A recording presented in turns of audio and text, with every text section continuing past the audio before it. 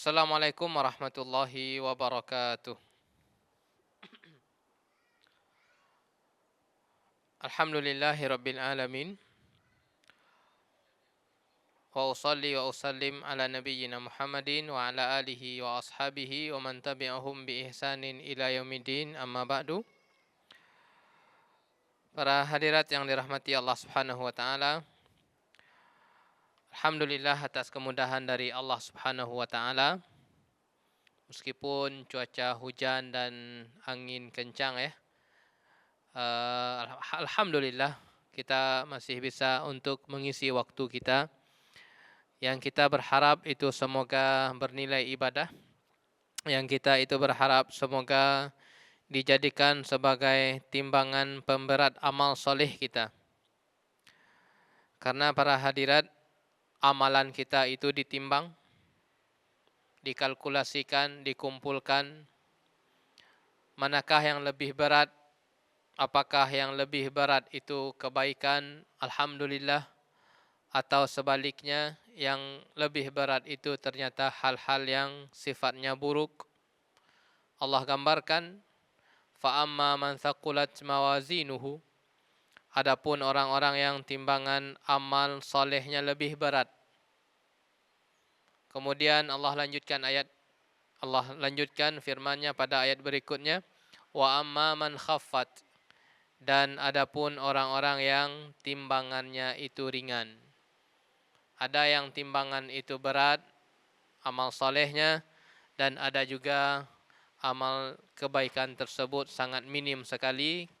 Kita berharap semoga hadirnya kita di sini, pengorbanan yang kita keluarkan itu sebagai timbangan pemberat amal soleh kita. Allah katakan, yauma la yanfa'u malun wala banun, di mana pada hari itu harta kita sudah tidak bisa bermanfaat lagi, relasi yang kita bangun sudah tidak bermanfaat lagi, kecuali orang-orang yang datang kepada Allah dengan hati yang selamat. Kemudian salawat dan salam untuk Nabi kita Muhammad sallallahu alaihi wasallam, semoga selalu tersampaikan kepada beliau, kepada sahabat beliau, kepada keluarga beliau dan orang-orang yang mengikuti jalan beliau.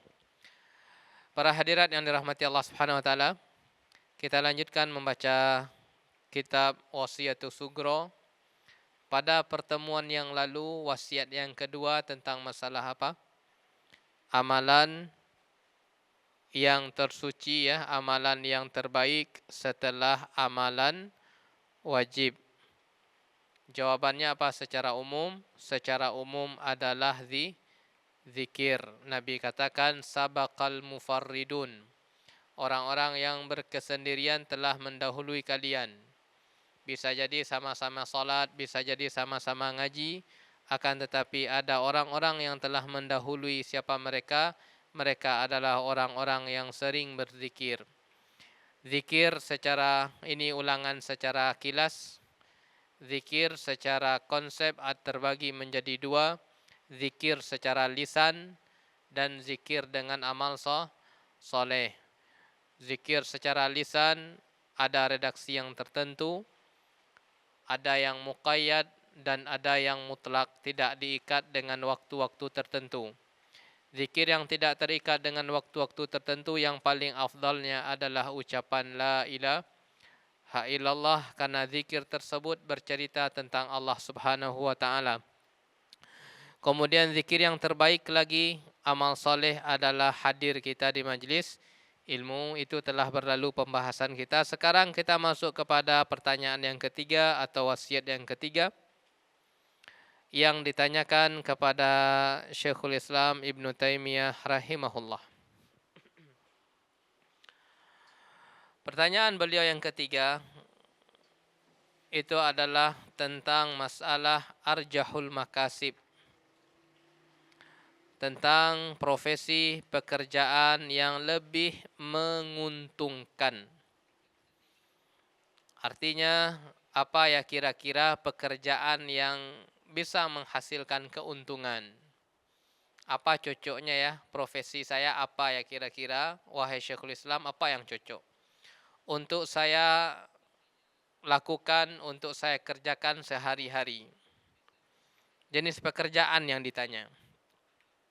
Nah, para hadirin yang dirahmati Allah Subhanahu wa taala, beliau nanti akan menjawab, bukan menyebutkan jenis pekerjaan. Yang beliau sebutkan, yang beliau jawab adalah sebuah konsep indah dalam mencari rezeki. Karena topiknya tentang pekerjaan, berarti Ustaz kami sebagai wanita nak bekerja. Kita lihat para hadirin. Syariat Islam itu yang pertama, syariat Islam itu menyeluruh untuk laki-laki dan perempuan. Tak dibedakan. Secara prinsip, apa yang berlaku untuk laki-laki juga berlaku untuk perempuan. Perempuan yang beramal soleh, Allah kasih pahala sebagaimana kaum laki-laki beramal soleh. Perempuan yang jatuh ke dalam keburukan, kedurhakaan, juga diberikan sanksi, sebagaimana kaum laki-laki pun juga mendapatkan hal yang sama. Syariat Islam secara prinsip itu berlaku untuk kaum laki-laki dan sekaligus kaum perempuan. Kemudian yang kedua, pentingnya tentang pembahasan ini adalah memang ada sebagian secara realita, ada sebagian wanita yang bekerja di luar rumah, melakukan aktivitas di luar rumah, entah itu bertransaksi, entah itu sebagai pedagang, entah itu sebagai pengajar, dan seterusnya. Kemudian yang ketiga, secara realita juga, ada juga perempuan yang menghabiskan aktivitas hariannya di RS, di rumah suaminya. Nah, semuanya penting. Nah, ketika dia bisa mendapatkan ilmu tentang konsep rezeki, ya dia bisa memberikan solusi kepada suaminya. Ketika suaminya tersebut bisa jadi sampai pada titik puncak ndak tahu jalan kama, bisa jadi istrinya memberikan solusi. Sabar udah.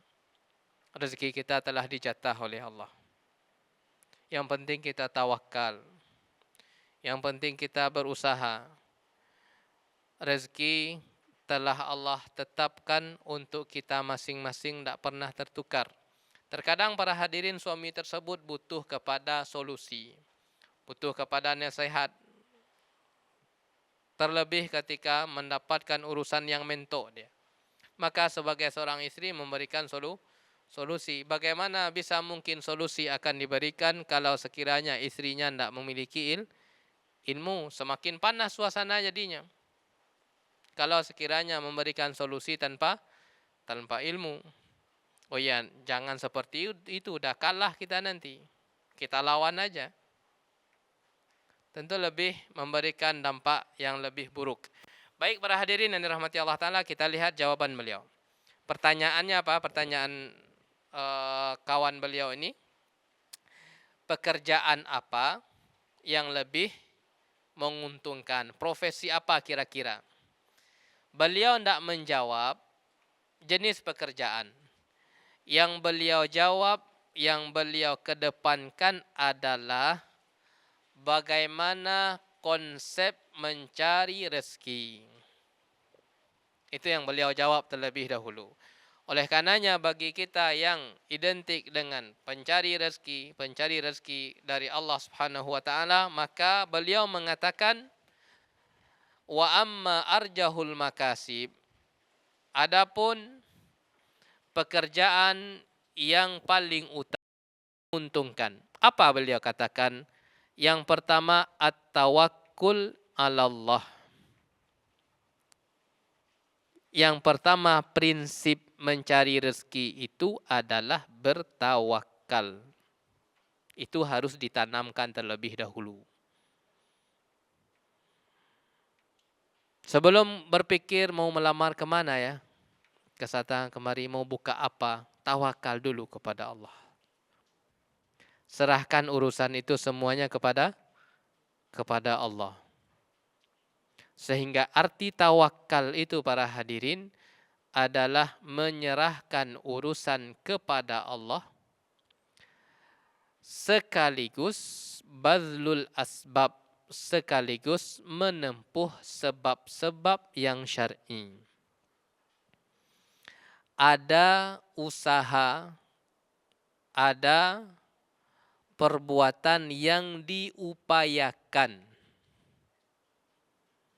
kemudian menyerahkan hasilnya kepada Allah. Itulah yang disebut dengan tawakal. Tempuhlah usaha, upayakanlah terlebih dahulu. Apakah konsep tawakal khusus untuk masalah mencari rezeki saja? Jawabannya tidak.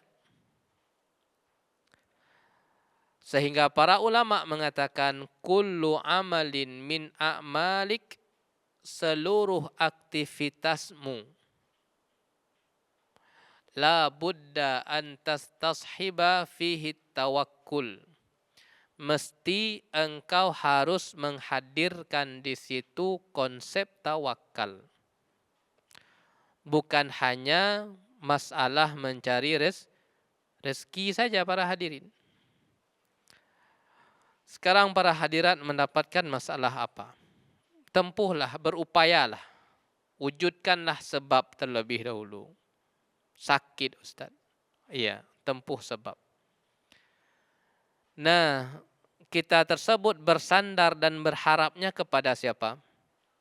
Bukan kepada dokter, akan tetapi kita berharap kesembuhan melewati pengobatan ini adalah kepada Allah.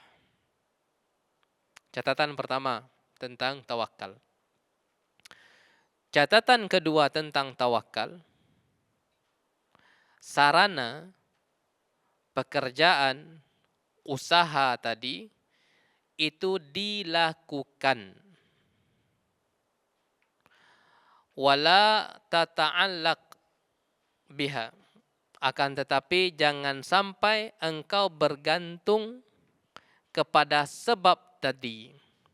Jangan sampai engkau bergantung kepada, bersandar kepada sebab yang engkau usahakan tadi. Tidak tawakal jadinya.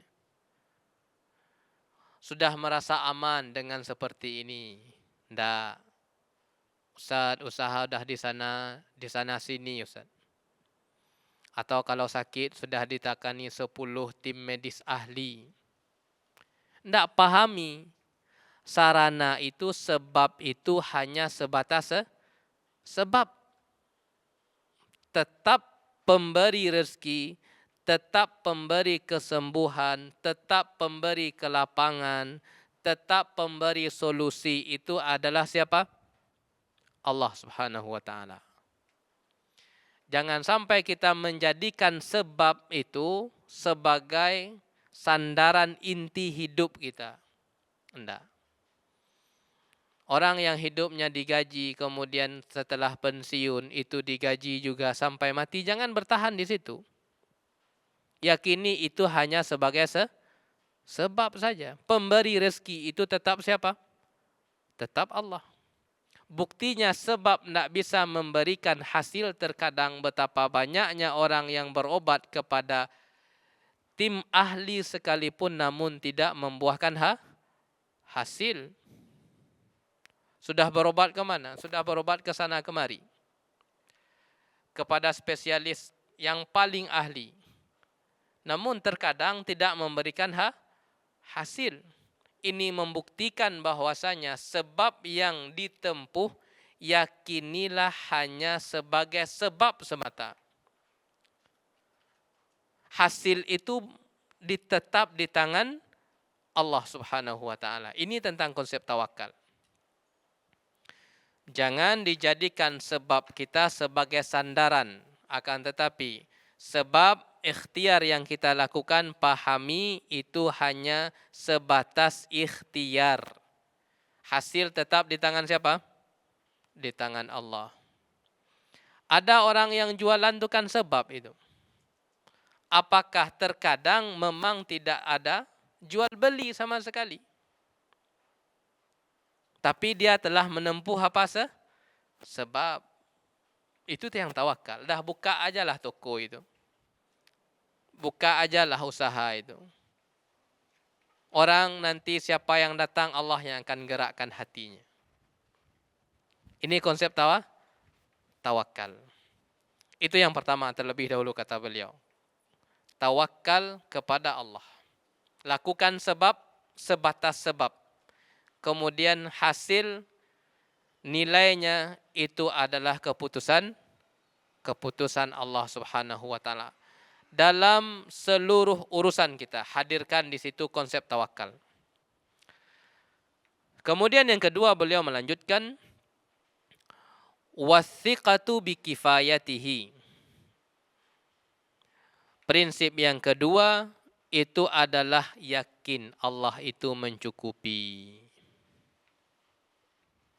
Subhanallah ya. Jangan lihat kepada jenis usaha ABC, tapi tanamkan sebuah konsep dalam jiwamu dulu. Yakin bahwasanya Allah akan mencukupi hambanya. Kemudian yang ketiga beliau katakan, wa husnu dhanni bihi. Ketika engkau mencari rezeki, engkau harus memiliki konsep husnudzon. Prasangka yang baik. Karena Nabi kita mengatakan sallallahu alaihi wasallam, sesungguhnya Allah tersebut berdasarkan sesuai dengan prasangka hamba. Insya Allah akan ada rezeki, insya Allah. Itu husnuzon para hadirin. Tidak ada kepastian, insya Allah. Insya Allah sembuh. Insya Allah dapat solusi, insya Allah. Semoga Allah mudahkan. Itu namanya konsep apa? Konsep harap dan sekaligus husnuzon. Oleh karenanya jalanilah kehidupan kita tersebut, kata beliau rahimahullah, dengan konsep husnuzon kepada Allah. Dalam masalah mencari rezeki atau dalam perkara-perkara yang lain. Dibangun di atas prasangka, praduga yang baik kepada Allah Subhanahu wa taala. Para hadirin yang dirahmati Allah Subhanahu wa taala. Itu yang ketiga. Tawakal satu. Yang kemudian kedua, meyakini bahwasanya Allah tersebut yang akan memberikan kecukupan, bukan manusia para hadirin, bukan suami kita. Yakini suami tersebut sebagai sarana. Tawakal kita tetap kepada Allah. Ustaz, anak saya sudah sukses semuanya Ustaz.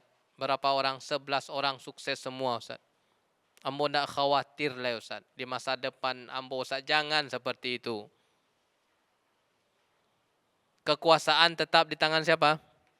Tetap di tangan Allah. Keputusan tetap di tangan siapa? Tetap di tangan Allah. Kalau sekiranya Allah tersebut memutuskan sesuatu hal, baik atau buruk, tidak akan ada satupun hamba yang bisa menolak. Itu kuasa Allah para hadirin. Allah putuskan suatu perkara, maka perkara tersebut pasti terjadi. Tidak akan bisa ditolak, tidak akan bisa untuk dihindarkan, meskipun makhluk tersebut sangat kuat sekali. Meskipun makhluk tersebut berkumpul seluruh dunia, tidak akan bisa. Allah Maha Kuasa. Oleh karenanya kita itu bersandar kepada makhluk yang lemah atau kepada Khalik yang maha kuat. Tentu kepada Allah yang maha kuat. Yakini itu hanya sebagai sebab. Yang ketiga adalah husnuzon. Kemudian beliau melanjutkan yang keempat. Kiatnya sebelum engkau terjun ke dalam dunia pekerjaan, beliau mengatakan walidzalika. Dengan demikian, annahu yanbaghi lil muhtammi bi amrir rizqi.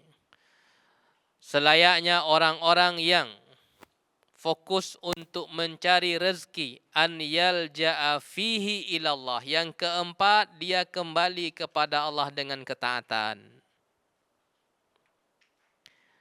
Ternyata para hadirin, ketaatan itu berpengaruh dalam proses mencari rezeki, subhanallah. Rujuk kepada Allah, engkau cari rezeki. Kembali kepada Allah Ta'ala. Amalkan ajaran-ajaran syariat. Kembali kepada Allah. Stop dulu aktivitas ketika panggilan azan berkumandang. Stop dulu Ustaz, nanti orang lari Ustaz. Kalau ditutup toko Ustaz. Kalau nak kita lanjutkan, yang menggerakkan hati orang datang ke toko kita siapa? Allah kan? Allah. Bukan kita para hadirin. Allah gerakkan hati orang itu untuk transaksi dengan kita. Bisa jadi jenis item yang dijual itu oleh ribuan orang. Tapi Allah gerakkan. Dia datang untuk transaksi dengan kita. Itu bisa dipengaruhi oleh apa? Bisa dipengaruhi oleh ketaatan. Sehingga Allah katakan, wa may yattaqillaha yaj'al lahu makhraja wa may yattaqillaha yarzuqhu min haitsu la yahtasib. Barang siapa yang bertakwa kepada Allah, akan Allah kasih solusi. Ingin solusi dari zat yang maha kuat, ingin solusi dari zat yang maha mampu, solusinya adalah tempuhlah jalan-jalan ketaatan. Dapat solusi kita dalam hidup. Allah angkat itu permasalahan, kan gampang para hadirin. Allah katakan inna ma'al usri yusra. Siapa itu yang mengangkat kesukaran dalam hidup itu? Allah. Kiatnya adalah dengan cara bertakwa kepada Allah. Wa may yattaqillaha yarzuqhu. Barang siapa yang bertakwa kepada Allah, akan Allah kasih rezeki. Sehingganya para hadirin yang dirahmati Allah Subhanahu wa taala. Di dalam hadis Nabi SAW, orang kafir saja yang melakukan, dalam Sahih Muslim, orang kafir yang melakukan kebaikan di atas dunia ini, ut'ima biha tu'matan fid dunya. Allah kasih balasan di atas dunia. Kebaikan yang dia lakukan, entah itu membantu orang, macam-macam. Wa ammal mu'min, adapun mukminah, ini bercerita tentang mukmin ini. Mukmin yang taat, mukmin yang berbagi, mukmin yang salehah. Ini yang kiat yang keempat ya, setelah tawakal, husnuzon, yakin, kemudian kembali kepada Allah. Nabi katakan sallallahu alaihi wasallam, wa ammal mu'min, adapun tentang konsep orang mukmin ini. Fa innallaha, sesungguhnya Allah, yaddakhiru lahu hasanatihi. Seluruh amal ketaatan orang mukmin tersebut Allah simpan. Di mana? Fil akhirah. Allah simpan untuk dia besok di akhirat. Oleh karenanya pembalasan secara utuh itu para hadirin bukan di dunia. Pembalasan secara utuh itu kebaikan adalah besok di akhirat. Allah katakan summa tuwaffa kullu nafsin, masing-masing jiwa tersebut diberikan balasan yang utuh, bukan di dunia, akan tetapi di akhirat. Lalu di dunia bagaimana Ustaz? Tidak diberikan. Nabi melanjutkan, fayaqubuhu rizqan fid dunya. Pahala kebaikan itu disimpan di akhirat, kemudian Allah susul di atas dunia ini dengan memberikan rezeki. Kebaikan disimpan, kemudian Allah kasih untuk di dunia ini rezeki. Tadi kita sampaikan yang kafir saja melakukan kebaikan yang berkaitan dengan manusia, Allah kasih balasan, apalagi seorang mukmin. Oleh karenanya sangat tidak tepat sekali orang-orang yang fokus mencari rezeki, dia meninggalkan salah satu sebab datangnya rezeki, yaitu amal soleh. Orang sibuk mencari rezeki namun sebab-sebab pintu rezeki dia tinggalkan. Pada solat itu para hadirin, amal soleh atau bukan? Iya, amal soleh, ketakwaan itu. Sehingga di dalam solat itu ada zikir yang kita baca. Ketika zikir duduk di antara dua sujud, warzuqni. Apa artinya? Ya Allah, kasihilah, berikanlah saya rezeki. Kan itu zikir yang kita baca ketika duduk di antara dua sujud. Nah, bagaimana mungkin bertemu dengan rezeki yang tenang, padahal salah satu sebab datang rezeki itu ditinggalkan. Pada amal soleh, itu adalah sebab datangnya rezeki. Berbagi tersebut, penyebab datangnya rezeki lagi. Ini yang keempat, yang kau harus ketahui, kata beliau Syekhul Islam. Engkau harus kembali kepada Allah. Amalkan syariat Allah dalam mencari rezeki. Tanamkan konsep kejujuran, tanamkan konsep transparan dalam mencari rezeki. Ustaz, beko lari orang nak muah orang kalau sekiranya kita jujur-jujur bana, Ustaz. Kalau buah-buahan kita agak asam, masak di kecean, Ustaz. Ya, enggak terlalu manis, ya enggak jadilah orang beli. Enggak. Allah akan gerakkan hati orang. Yang lain bisa jadi. Bisa jadi dia pergi dari kita, Allah datangkan orang yang lain. Artinya amal soleh kembali kepada Allah itu di antara sebab mendatangkan rezeki. Para hadirin yang dirahmati Allah Subhanahu wa taala.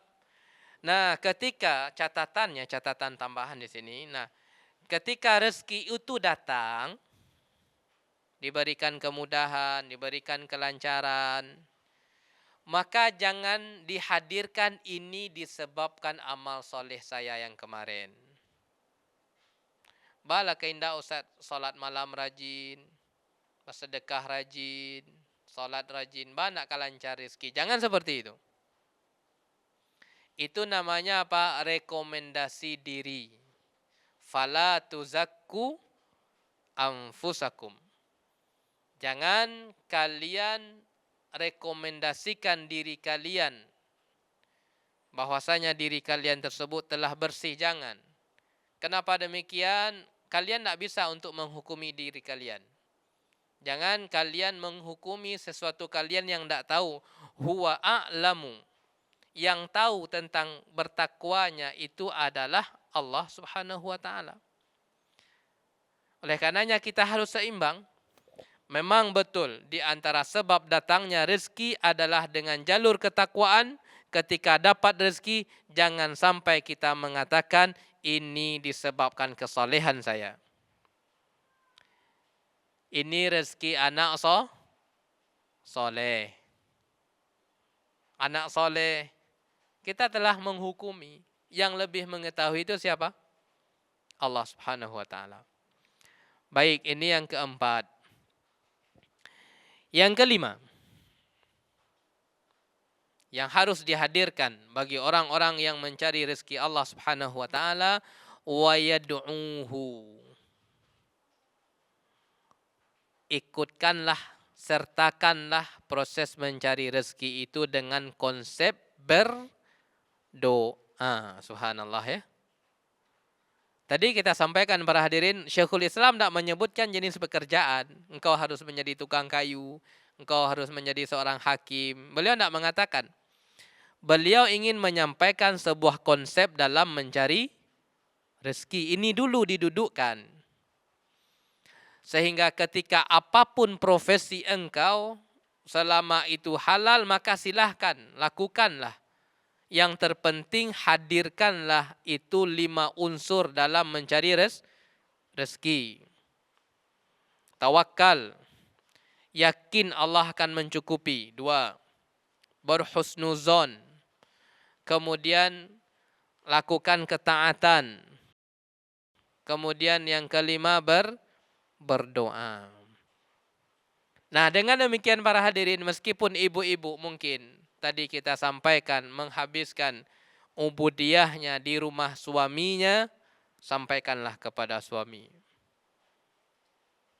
Insya Allah bang, Allah akan kasih. Ya berdoalah bang sama Allah dan kita pun berdoa semoga Allah mudahkan urusan kita.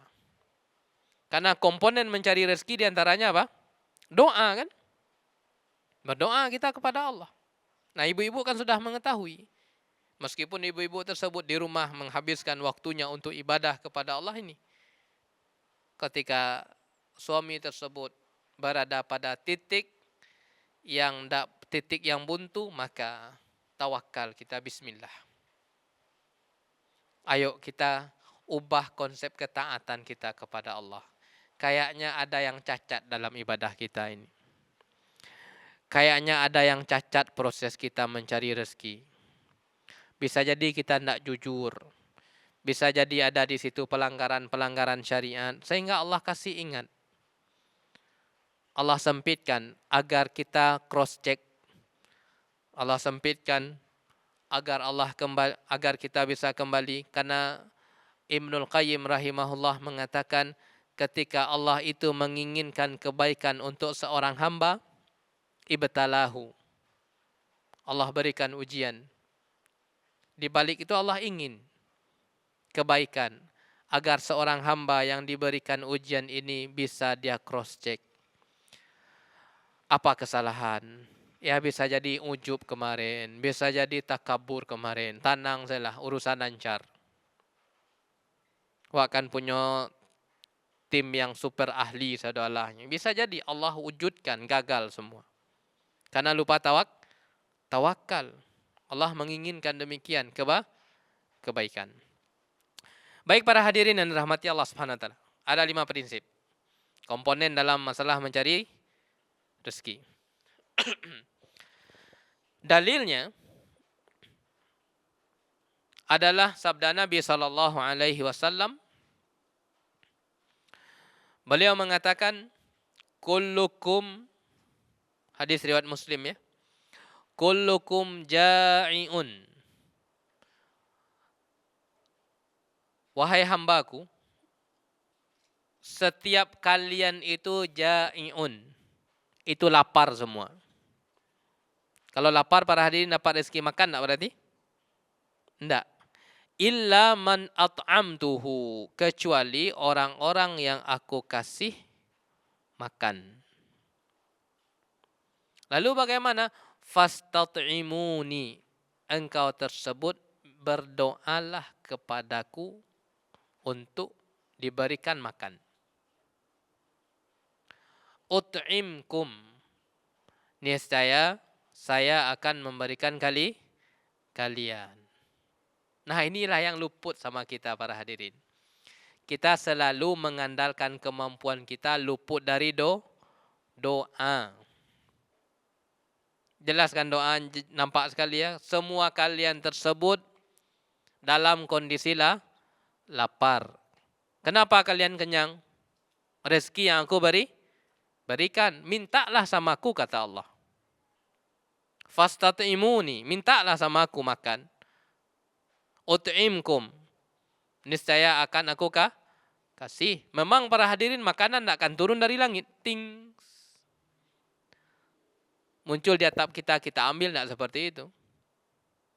Ada di situ namanya proses. Allah mudahkan saja proses sehingga kita bisa makan. Ya ibadi, wahai hambaku, kullukum arin. Setiap kalian tersebut tidak bisa memiliki pakaian. Ada kemampuan kita para hadirin untuk membeli pakaian kalau sekiranya tidak Allah kasih rezeki? Tidak ada para hadirin.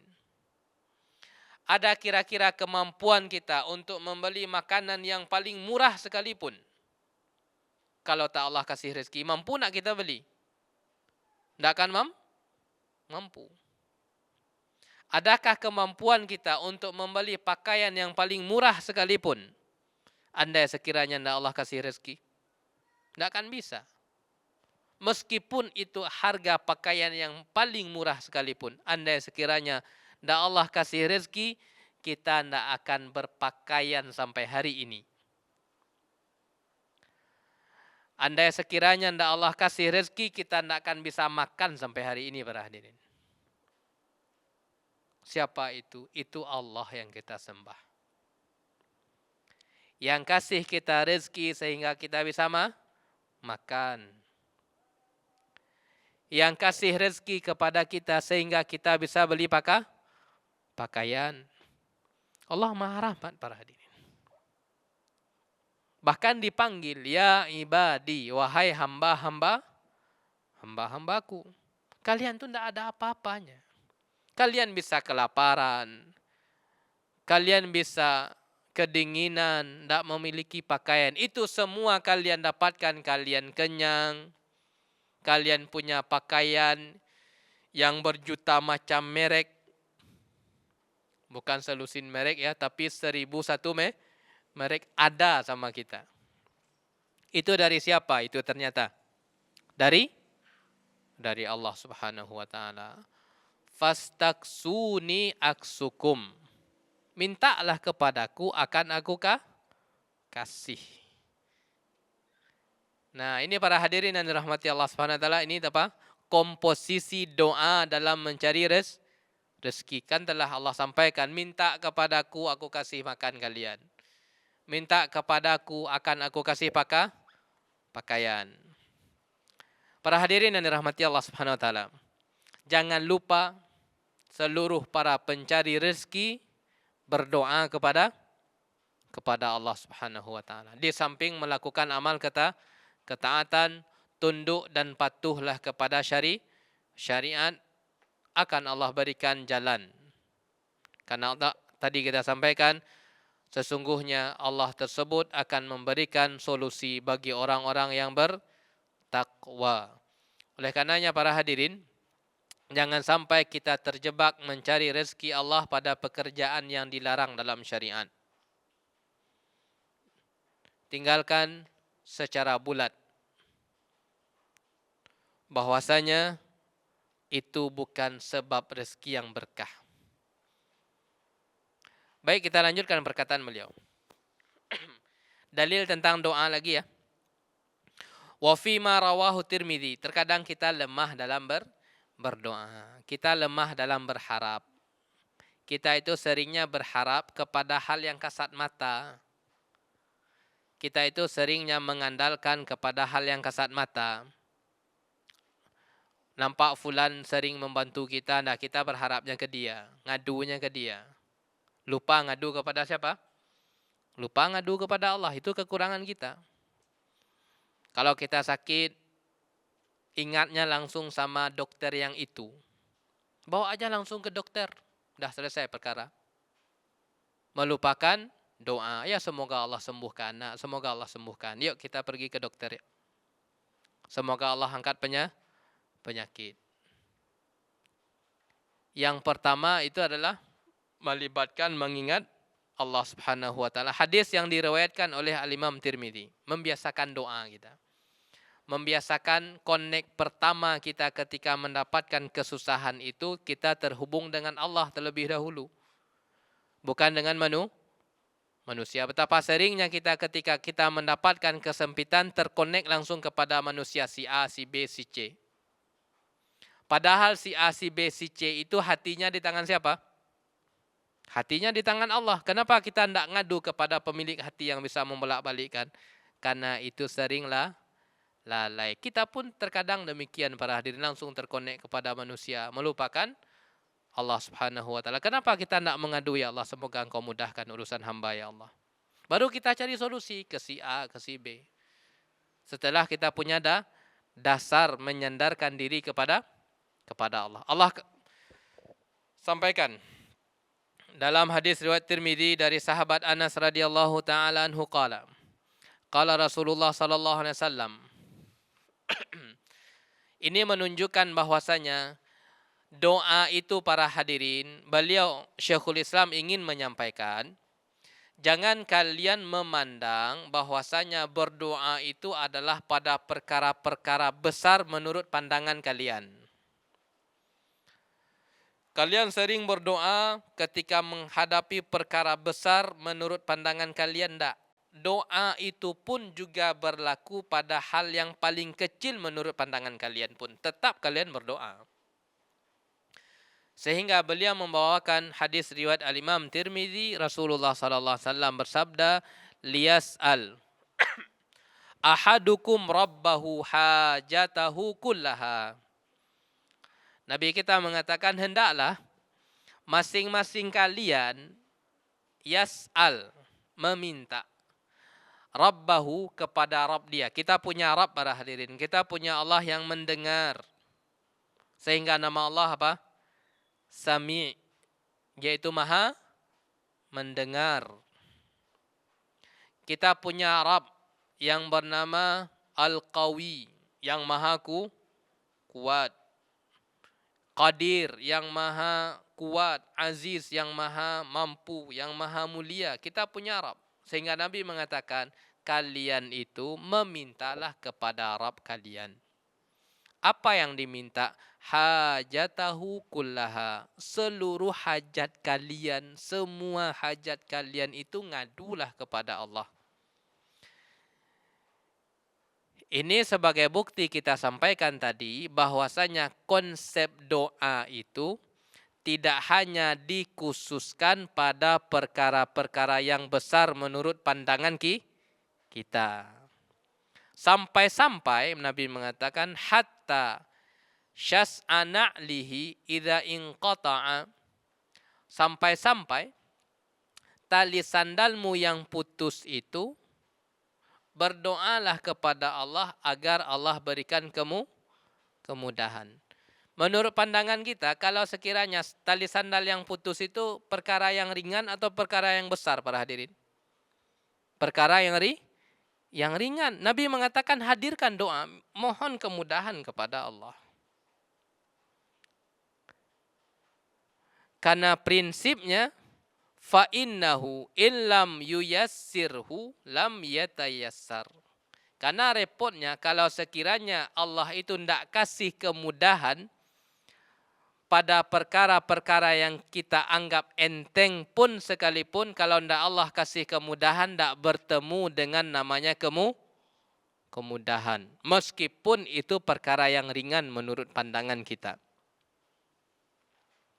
Para hadirin, starter motor itu dalam pandangan kita gampang kan? Ringan. Masukin kunci starter, udah selesai. Tapi kalau sekiranya tidak hidup-hidup, bisa keringatan gitu. Tidak bertemu dengan kemudahan. Pandangan kita kan gampang. Meskipun hal-hal yang ringan, hal-hal yang sepele menurut pandangan kita, andai sekiranya tidak Allah berikan kemudahan, tidak akan bertemu itu dengan kemudahan. Disinilah beliau ingin menyampaikan pentingnya engkau tersebut berdoa kepada Allah Subhanahu wa ta'ala. Baik para hadirin yang dirahmati Allah Subhanahu wa ta'ala. Masih tentang doa lagi. Beliau datangkan firman Allah Subhanahu wa ta'ala di dalam surat An-Nisa ayat 23, ayat 32. Masih tentang konsep doa lagi. Telah didatangkan dengan dua hadis ya. Semua kalian dalam kondisi lapar kecuali orang-orang yang aku berikan makanan. Mintalah kepada aku, kata Allah. Semua orang tidak memiliki pakaian sebenarnya kecuali orang-orang yang aku kasih, mintalah kepadaku, kata Allah. Itu hadis. Kemudian beliau mendatangkan hadis yang kedua. Hendaklah masing-masing kalian itu meminta hajat dia, kebutuhan dia kepada Allah, seluruh hajatnya adukan kepada Allah. Sampai perkara yang ringan menurut pandangan dia pun adukan kepada Allah. Karena sebenarnya kalau tidak Allah mudahkan, tidak akan bertemu dengan kemudahan. Kemudian beliau mendatangkan dalil yang ketiga tentang konsep doa lagi. Di dalam surat An-Nisa ayat 32. Allah mengatakan was'alullaha min fadlihi. Allah mengatakan, kalau tadi Nabi para hadirin, Allah mengatakan was'alullah, kalian mintalah kepada Allah itu. Udah dibuka para hadirin, kalian Minta. Ini beliau menyebutkan tentang konsep doa semua ini. Min fadlihi. Di antara karunia-karunia Allah Subhanahu wa taala. Para ulama tafsir menyebutkan karunia Allah itu maksudnya adalah ar-rizqal halal, yaitu rezeki yang halal. Sehingga di tiap pagi itu para hadirin, kita diajarkan untuk meminta 3 perkara setiap subuh. Terkadang kita akan itu yang luputnya. Allahumma inni as'aluka ilman nafi'a wa rizqan thayyiba wa amalan mutaqabbala. Itu yang kita sampaikan, sabaqal mufarridun. Orang-orang yang berkesendirian telah mendahului kalian, orang-orang yang hari berzikirnya itu lebih banyak. Hafal ada Ustaz, tapi yang bari itu acuk lupo daripada takana. Was'alullaha min fadlihi. Mintalah kepada Allah dalam surat An-Nisa. Kemudian beliau membawakan dalil dari Al-Quran yang kedua di dalam surat Jum'ah ayat ke-10. Tentang meminta lagi para hadirin. Maksudnya kita ini hadirkanlah pencari rezeki itu seorang hamba yang bergantung kepada Allah. Bergantung kepada Allah. Keterangannya di dalam surat Jum'at ayat ke-10. Allah berfirman, فَإِذَا قُضِيَتِ الصَّلَاةُ. Kalau sekiranya salat Jumat itu telah selesai ditunaikan, fantashiru fil ardi, maka bertebarlah, keluarlah dari masjid, bertebarlah di permukaan bumi ini. Wabtagu min fadlillah. Kemudian carilah karunia Allah Subhanahu wa taala. Kelemahan kita di mana? Lemah dalam berdoa. Lemah dalam keyakinan. Tadi kita sampaikan terkadang kita tersebut bersandar kepada hal yang kasat mata menurut pandangan kita. Dia bisa kasih bantuan, dia bisa kasih ini, dia bisa memberikan obat macam ini, macam itu. Melupakan doa, melupakan Allah Subhanahu wa taala. Inilah konsep yang harus kita ubah. Jadikan hal yang pertama, kita latih diri kita, hal yang pertama kita ingat itu adalah Allah Subhanahu wa taala melewati bingkai doa. Luas cakupan sebenarnya para hadirin. Sakit, berdoa. Ingin tes, lulus, apa enggak, doa kepada Allah. Diterima, apakah diterima di sini, di situ, doa kepada Allah. Kita pun mau pulang, doa kepada Allah agar diberikan kemudahan. Kan tadi judul yang kita sampaikan apa? Mintalah seluruh hajat kalian itu kepada Allah Subhanahu wa taala. Para hadirin yang dirahmati Allah Subhanahu wa taala. Masih tentang dalil ya, masih tentang dalil. Dalil yang keberapa berarti? Ini masih tentang konsep ya, doa. Dalil yang kelima. Walihadza wallahu alam. Dengan demikian Allahu alam kata Syekhul Islam, amara Nabi sallallahu alaihi wasallam alladzi yadkhulul masjid. Orang yang masuk masjid apa doanya? Allahumma ftah li abwaba rahmatik. Ya Allah, bukakanlah untukku pintu-pintu rahmat. Karena di dalam ibadah, karena di dalam masjid para hadirin, itu identiknya dengan ibadah. Dan ibadah itu mendatangkan rahmat. Ini kata Syekh Sulaiman hafizahullah. Sisi sinkronnya. Minta rahmat ketika berada dalam masjid. Karena di dalam masjid itu adalah secara umum tentang masalah ibadah. Nah, ibadah itu di belakangnya ada rahmat. Maka baca doa ini, Allahumma ftahli abwaba rahmatik. Nah, ketika keluar bukan rahmatik lagi. Tapi ketika keluar yang dibaca, ganti rahmatik tersebut min fadlik.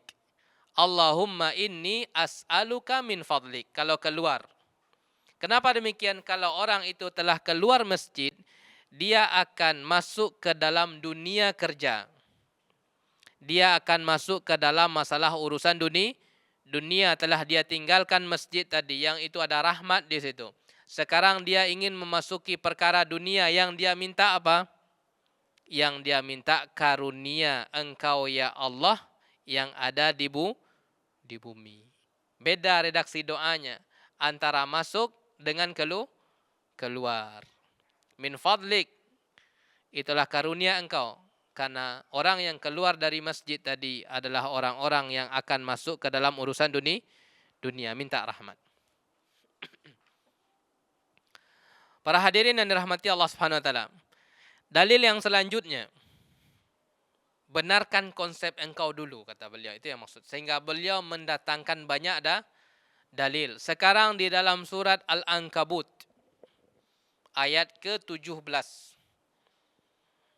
Berarti sudah berapa surat berarti? Surat An-Nisa, ayat 32. Kemudian surat Jum'at, ayat 10. Kemudian surat Ankabut, kita baca. Ayat ke-17.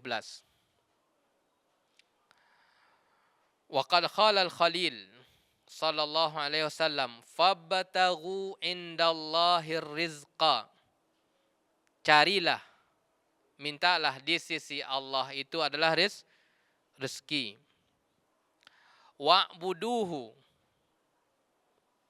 berubudiahlah kepadanya, tunduklah kepada syariatnya. Washkuru lahu, bersyukurlah kepadanya. Ada berapa perintah yang disuruh dalam surat Ankabut 17? Ada 3. Yang pertama, fabtaghu, carilah di sisi Allah.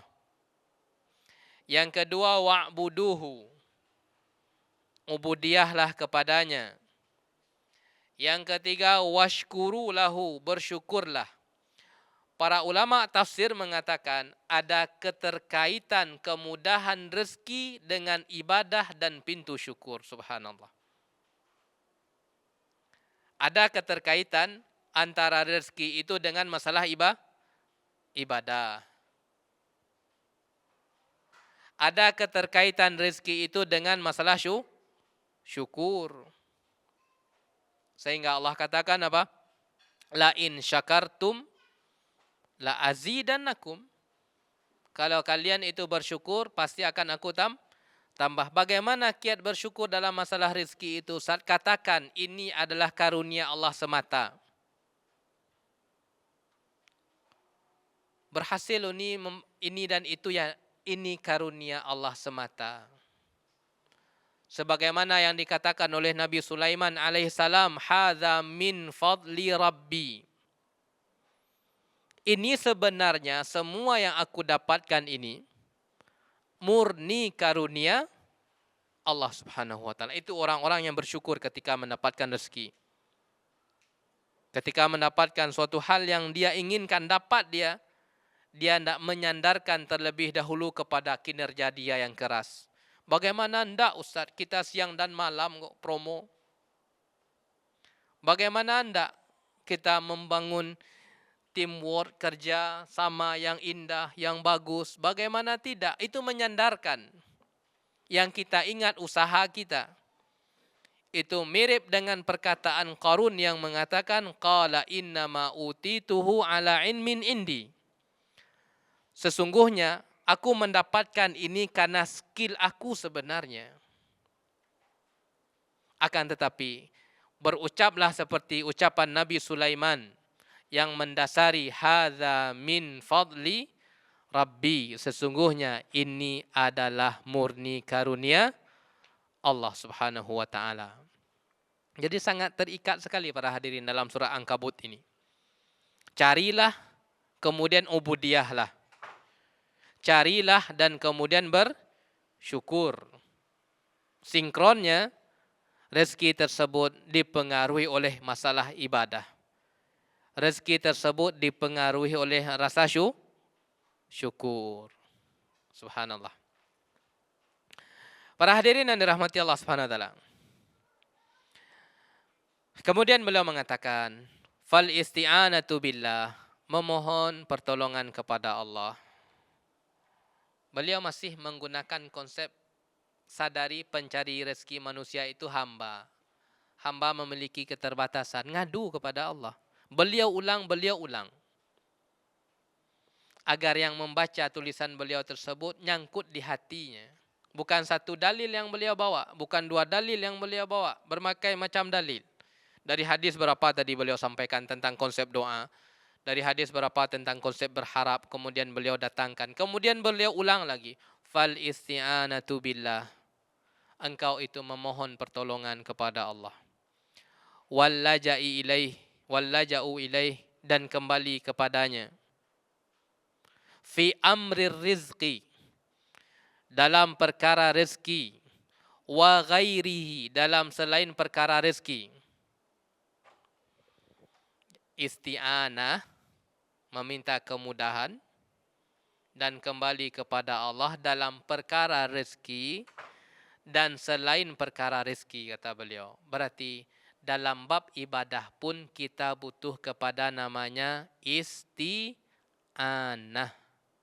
meminta kemudahan. Para hadirin, keluar sedikit dari tema. Kita sekarang berada di bulan haram, yang mana ketergelinciran kita, dosa kita lebih berat daripada bulan yang lain. Kita berada di bulan haram 3 bulan ya. Bulan Zulqa'dah, bulan Zulhijjah, kemudian bulan Muharram. 3 bulan berturut-turut. Kesalahan kita, ketergelinciran kita di bulan ini, para ulama tafsir mengatakan a'zam, dosanya lebih berat. Pada waktu yang sama, amal soleh yang kita lakukan, pahalanya juga lebih a'zam, lebih besar juga. Nah, untuk bisa mewujudkan, kita bisa menghindari keburukan, meminimalisir keburukan, memperbanyak amal-amal soleh, itu butuh kepada apa? Itu butuh kepada isti'anah. Itu butuh kepada meminta pertolongan kepada Allah. Iyyaka na'budu wa iyyaka nasta'in. Kepada engkau kami beribadah dan kepada engkau kami meminta pertolongan. Jalani hari-hari mulia tersebut dengan isti'anah. Ya Allah, mudahkanlah untuk meminimalisir atau untuk terhindar dari keburukan. Mudahkanlah, ringankan untuk hal-hal yang taat. Terlebih di 10 hari pertama para hadirin. Di bulan Zulhijjah, yang mana Nabi mengatakan tidak ada hari yang lebih Allah cintai untuk seorang hamba beramal soleh daripada 10 pertama ini. Sampai-sampai para ulama mengatakan hari yang terbaik, siang yang terbaik sepanjang masa itu adalah jatuh pada 10 hari pertama bulan Zulhijjah. Di 10 hari pertama bulan Zulhijjah adalah siang terbaik. Amal soleh jauh lebih suci. Sehingga Nabi mengatakan ahab, lebih Allah cintai. Butuh kepada pertolongan, agar kita bisa memperbanyak amal soleh di waktu-waktu yang mulia. Sehingga beliau kembali kepada materi kita, sehingga beliau mengatakan meminta pertolongan kepada Allah dan kembali kepadanya dalam perkara rezeki dan perkara yang lainnya. Yang kita contohkan tadi apa? Perkara lain, perkara ibadah yang berkaitan dengan momen bulan haram. Beliau katakan aslun azimun, merupakan suatu prinsip yang sangat besar sekali. Gapailah perkara rezeki, gapailah perkara selain urusan rezeki dengan isti'anah, dengan memohon kemudahan kepada Allah melalui bingkai doa kita tadi. Para hadirin yang dirahmati Allah Subhanahu wa taala. Selesai dari menanamkan prinsip. Ada berapa prinsip tadi? Ada 5. Beliau sering mendatangkan dalil tentang konsep-konsep doa. Sekarang beliau ingin berpindah lagi. Yang namanya konsep mencari rezeki itu akan berhadapan dengan apa? Akan berhadapan dengan harta. Di balik kita mencari rezeki itu apa? Harta kan ya? Harta. Kalau kitanya RP. Nah, di balik itu mencari itu. Apa kata beliau? Beliau ingin kasih peringatan tentang masalah harta. Karena di balik rezeki itu ada harta yang dicari. Beliau mengatakan, Summa yanbaghi lahu an ya'khudhal mala bisakhawati nafsin liyubarika lahu fihi. Kemudian, ketika engkau mencari rezeki dengan 5 konsep tersebut, engkau harus punya perhatian bagaimana harta yang di tangan engkau itu diberkahi. Berarti apa? Beliau kasih pesan apa? Carilah keberkahan dalam harta. Bukan hanya sekedar nominal yang menjadi fokus, akan tetapi ada yang lebih indah dari itu, dari sekedar nominal, yaitu harta yang berkah. Bagaimana kiatnya kata beliau? Ya'khudhal mal bisakhawati nafsin.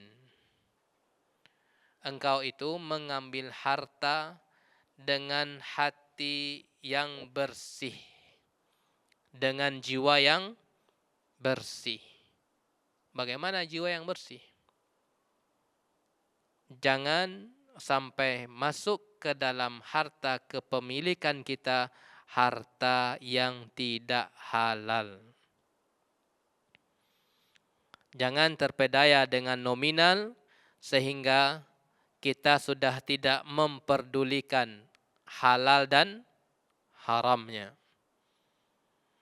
Karena harta yang haram itu para hadirin, nilai kebaikan dicabut, nilai kebaikan berkurang. Itu beliau kasih peringatan. Fokus engkau bukan pada nominal, akan tetapi fokuslah terlebih dahulu bagaimana harta yang di tangan engkau ini diberkahi. Kalau banyak berkah ya lebih bagus Ustaz, ya lebih bagus tentunya. Tetapi yang menjadi pokoknya apa dulu? Berkah.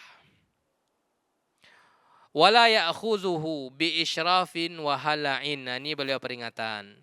Jangan engkau mencari harta tersebut dengan konsep tamak, ambisi. Sehingga orang itu ambisi para hadirin terkadang susah untuk lepas dari yang terlarang. Dan itu berat. Harus hati yang kuat, harus jiwa yang kuat bermuamalah dengan harta. Karena harta itu para hadirin Nabi sampaikan, hulwatun hadiratun. Harta itu indah. Adakah orang yang tidak suka dengan keindahan?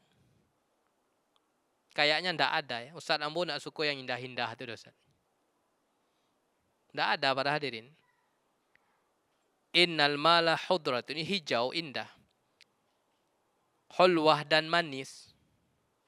Semua orang itu suka manis. Sehingga jiwa dia tersebut tertarik dengan harta. Jangan sampai itu sampai ambisi. Sehingga tidak mengenal lagi mana jalan yang baik, mana jalan yang buruk. Peringatan dari beliau. Wa yakunul malu indahu bimanzilatil khala. Jadikanlah posisi harta itu seperti posisi kamar mandi. Kamar mandi butuh para hadirin? Butuh kamar mandi. Bahkan kalau kita membangun rumah atau nyewa rumah, pasti kita cek apanya? Kamar mandinya, butuh kamar mandi. Tapi pertanyaannya, meskipun kita butuh di kamar mandi, apakah kita berlama-lama di kamar mandi? Jawabannya tidak. Di kamar mandi tersebut sesuai dengan kebutuhan. Harta pun juga demikian. Harta itu penting, tapi sesuai dengan kebutuhan. Kemudian para hadirin yang dirahmati Allah Subhanahu wa taala, beliau mendatangkan hadis orang-orang yang ambisi terhadap dunia. Orang-orang yang sangat ambisi masalah harta sehingga tidak mengenal lagi mana aturan syariat. Pokoknya dapik Ustaz. Kalau dilapih baranggo sana, rugi Pak. Ya tidak masalah diambil saja meskipun haram-haram dikit tidak apa-apa. Asalkan banyak. Beliau mendatangkan hadis bagaimana resikonya. Hadis yang diriwayatkan oleh Imam Tirmidzi. Man asbaha wa dunya akbaru hammihi. Barang siapa ketika di pagi hari wa dunya akbaru hammihi, dan dunia itu adalah menjadi fokus utamanya. Pokoknya dapat dunia, pokoknya senang, pokoknya bahagia, pokoknya dapat banyak. Kan ada orang seperti itu para hadirin. Pokoknya dapat, pokoknya bahagia, pokoknya senang. Orang seperti itu.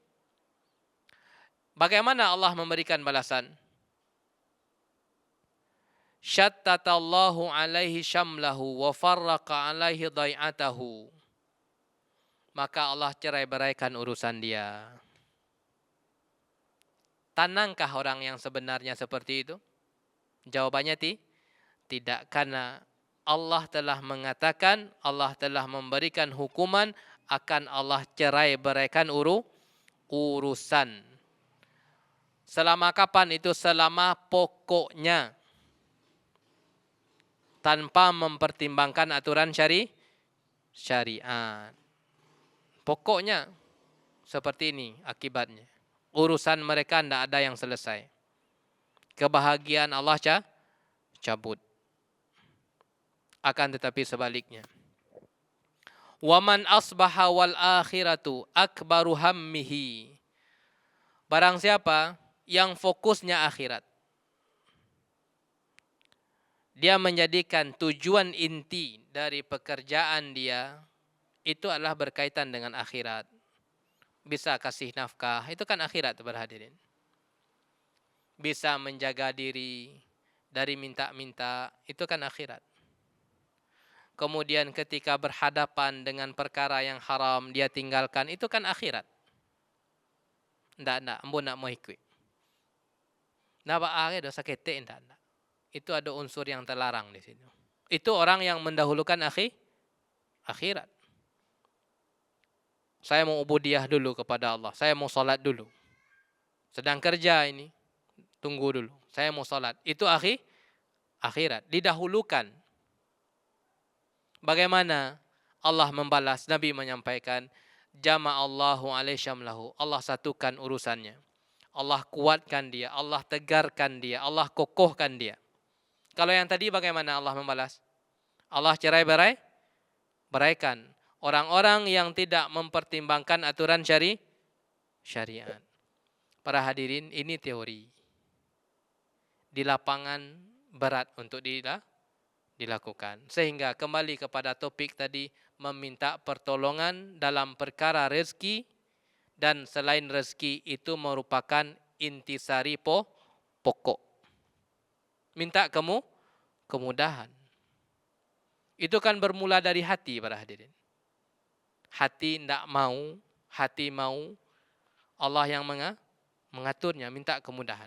Akan tetapi, kita menyampaikan ini bagaimana Allah membalas orang-orang yang mendahulukan akhiratnya. Allah satukan urusan mereka. Allah kuatkan dia. Allah kokohkan dia. Wa ja'ala ghinahu fi qalbihi. Allah jadikan kecukupan itu di dalam hati. Wa atathu dunya wa hiya raghimah. Dunia mencari dia. Kalau kelompok pertama siapa yang mencari dunia? Dia yang mencari dunia. Kalau kelompok kedua tersebut akhirat didahulukan, sehingga Nabi mengatakan wad dunya wa atathu dunya. Dunia datang kepada dia dalam kondisi hina. Disebabkan apa? ketika masalah rezeki dan yang lain dia mendahulukan konsep syariat. Oleh karenanya para hadirin, ketika orang tersebut terjebak ke dalam pekerjaan yang tidak halal, yakin dia tidak halal, resign dah. Resign dah. Kenapa demikian ini? Orang-orang yang mendahulukan akhirat. Ada sistem yang terlarang dalam muamalah, dia tinggalkan. Itu orang yang mendahulukan akhirat. Sehingga dia ya. Pekerjaan yang mudah bagi kita, jangan bebankan untuk orang lain. Belum tentu orang lain itu bisa untuk menyanggupi. Ini pesan beliau yang terakhir. Bisa jadi profesi itu mudah bagi engkau, jangan paksakan orang lain. Kenapa demikian? Karena profesi itu antara masing-masing orang tidak sama. Dia maunya, condongnya mau kemana? Dah silahkanlah. Yang A condongnya ke ini, yang B condongnya ke itu, silahkan selama halal. Tapi sekali lagi, konsep kita mencari rezeki Allah itu harus benar. Itu aja. Baik para hadirin yang dirahmati Allah Subhanahu wa taala, alhamdulillah selesai kita dari wasiat yang ketiga, kiat untuk mendapatkan profesi pekerjaan yang menguntungkan. Jawabannya tadi dinomorkan ya agar mudah memahaminya. Semoga bermanfaat. Wabillahi taufiq wal hidayah. Sampai di sini pembahasan kita. Wassalamualaikum warahmatullahi wabarakatuh.